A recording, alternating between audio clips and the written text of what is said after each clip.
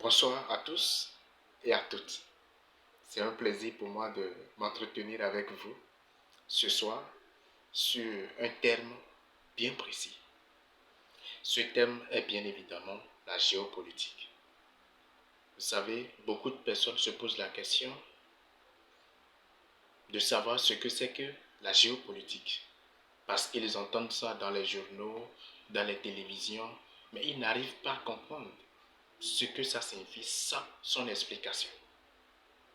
Ce soir, nous allons donner une définition, une signification pour que chacun ait une idée claire sur ce que signifie la géopolitique.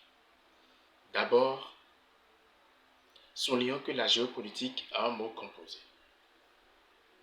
Géo, qui est un mot latin qui signifie la terre, la politique que vous connaissez déjà, qui est la science de la gestion de la cité. Ces deux mots ensemble s'appellent la géopolitique. Quelle est la signification alors de la géopolitique? Comprenez que la signification de la géopolitique est la politique extérieure d'un pays. La géopolitique est la politique extérieure d'un pays. Gardez ça dans l'esprit, que la géopolitique est la politique extérieure d'un pays. Mais comment un pays arrive à exercer sa politique extérieure? Voilà.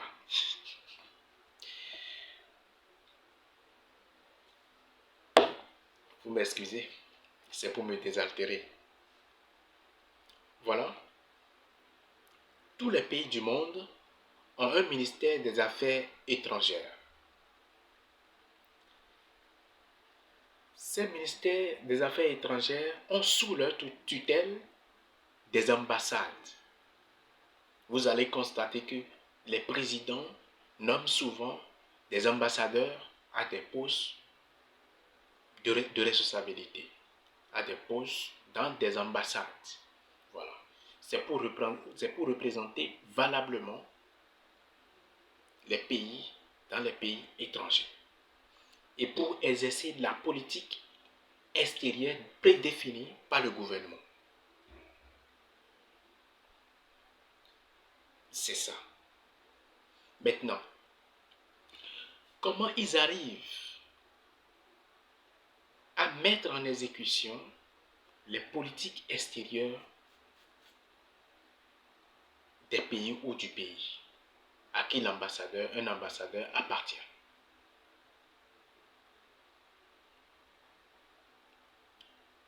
Vous savez, tous les pays du monde ont alors convenu qu'il faut créer des organisations internationales pour pouvoir résoudre certains problèmes ou certaines situations. Vous savez, après la chute de la Société des Nations, c'est-à-dire la SDN, les nations du monde ont créé l'ONU dans le but de rétablir l'ordre, dans le but de s'associer, de se secourir. Après la création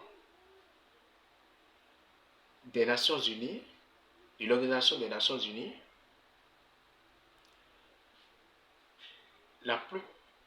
tous les pays du monde se sont fait représenter dans cette organisation. Et c'est à travers ces représentants que chaque pays arrive à prédéfinir,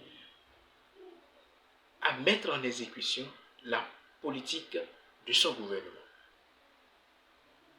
Et vous savez, à travers même les ambassades dont je viens de parler, les pays arrivent à mener des actions dans d'autres pays dans le but de soutenir les autres nations. Mais est-ce qu'en réalité c'est pour soutenir? Non, en réalité c'est pour avoir une hégémonie sur les pays. Mais les pays africains aujourd'hui n'ont pas encore cette capacité-là. Ils sont là que pour des demandes d'aide pour leur pays. C'est ça. Vous m'excusez, hein, c'est ça.